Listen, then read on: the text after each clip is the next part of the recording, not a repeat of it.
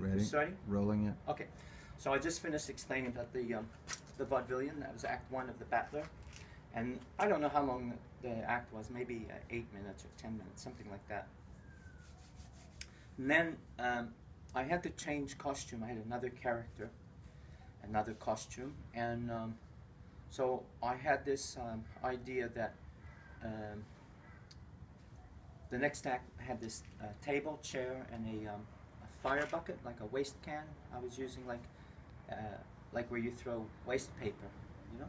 So it could be a waste can, but I actually, at least in the first time I did this, I used a fire bucket, old-fashioned fire bucket with the handle. That they would have sand in the bucket, so the first thing you'd throw sand on the fire, and then you could go get buckets of water for other parts. But this next part was called the writer, but there was this interlude, or an entr'acte, so my colleague would come out and he would go very, very slow with this table and look out at the audience. And he was going to set up for my next act. But there was this, not exactly a song, but it was an audio recording from Mick Conway and the Whoopee Band. And Mick Conway is a wonderful vaudeville artist like myself, a new vaudeville artist. And he has had a band all the time, and he did a bit of juggling, a bit of magic, but his main thing was reviving old songs and also writing his own songs with his brother in their band. They played harmonica and things like that.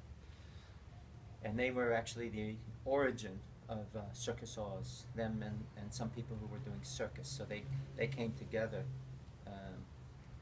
with Matchbox Circus.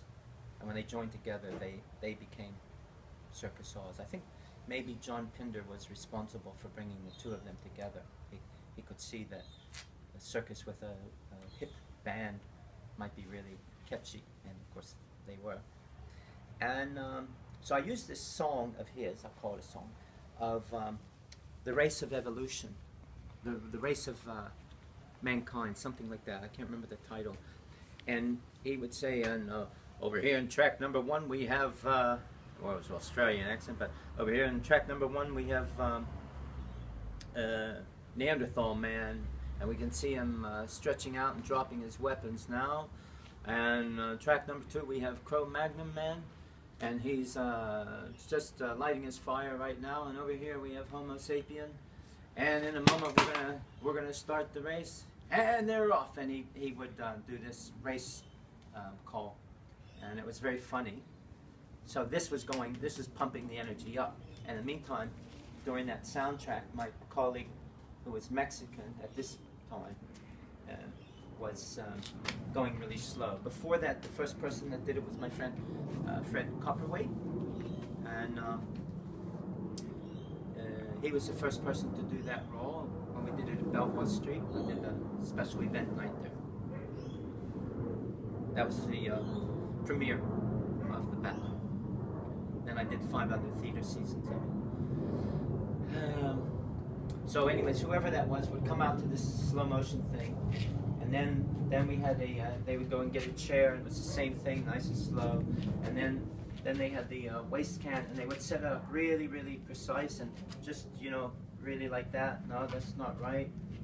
Like that. Oh, if you do that, then you had to go over. Meantime, the race is going on. Da, da, da, da, da. And then finally it was time, and the finish of the race, and that person would exit, and I would then come on, very fast tempo. And I had on quite a special costume, because most of it had been given to me over the years by different people who liked my clowning, or were friends and wanted to see me to go further with my clowning, and they would give me these different bits and pieces. And eventually, in this situation, I took them all, and it was this beautiful, unique costume. And there was a kaftan, which is like a kind of like a sleeping dress, you know. And men wear it in the Middle East and in Africa. So it's no collar, but it's like a dress and goes down to about here. And this one was rainbow colors, rainbow stripe. And I had a costume underneath, which I'll tell you about later. And then I had these green tights. And again, somebody had given me those. And I had these like Turkish shoes, and they were also red and green, I think. And they were given to me by another clown, Jonathan Acorn. And then I had on a green jacket, like something that would be from the American high school bands, you know, but it was green. And I used that for my clown act. Normally, my normal clown acts that I did, I used that jacket, so I put it on here. And then I had a bowler hat, and I had also like a red bow tie, one of those elastic ones that you put like that. I had a band there. And I think I had glasses on as well, like with no glass, black glasses. And I came out with this suitcase, but it was a traveler's suitcase, like from the 20s or 30s or 40s, and you could stand it up, open up like that, and your clothes could be hanging up, and you had like drawers in it, but it wasn't the big trunk. It was a half-size trunk, and it had a little wood border to keep it safe, right? So I came out with this big trunk very fast, and I actually have it there. And I come out like that, and I'd knock everything that the other guy had set up. I'd knock the chair knocked the table. I'd get around here, I'd knock the bucket over, and then I'd kick the bucket around, and knock the table, and eventually made a mess out of everything, out of these three things, and my suitcase. And this was a bit of slapstick. And I'd be picking the things up and then knocking them over again when I got the suitcase. I'd take the suitcase like that to put it on the table, and it would knock the table again, you know, all this kind of stuff for a bit. And then eventually I opened up the suitcase, and I took out a writing pad, paper, and I took out a pen or pencil, whatever it was, and I put it there, and I put the suitcase, closed the suitcase, put it to the side, and then I would sit down like I was going to, hope this doesn't fall through.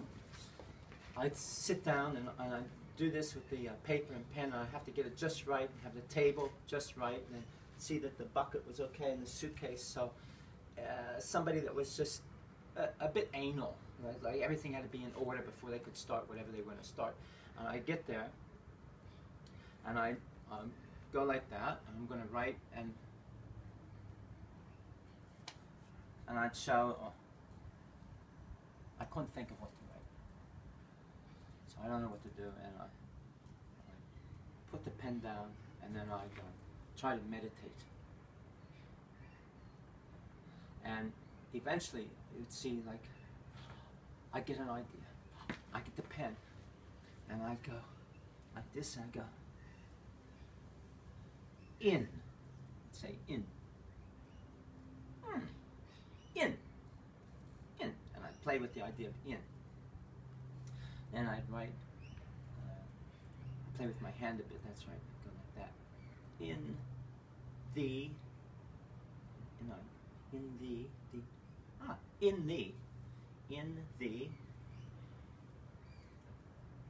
beginning. In the beginning. In the beginning. There was the word. In the beginning, there was the word. In the beginning, he was very pleased with himself. In the beginning, there was the word, and the word was, and I couldn't figure out what it was. In the beginning, there was the word, and the word was. Now, for those of you who don't know, that in some versions of translations, this is the beginning of the Bible. Right?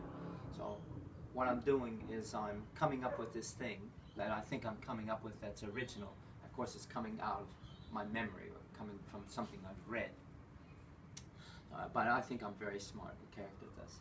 And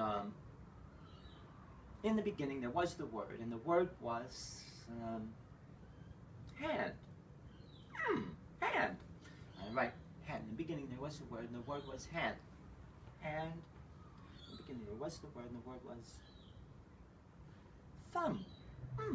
In the beginning the Word was hand, thumb. Hand, thumb. Oh, thank you. Yeah, so it was like that.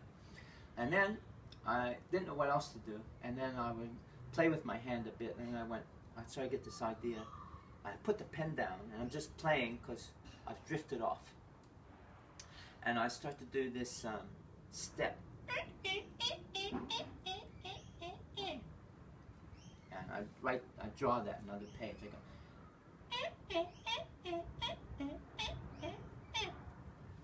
Right? And I go.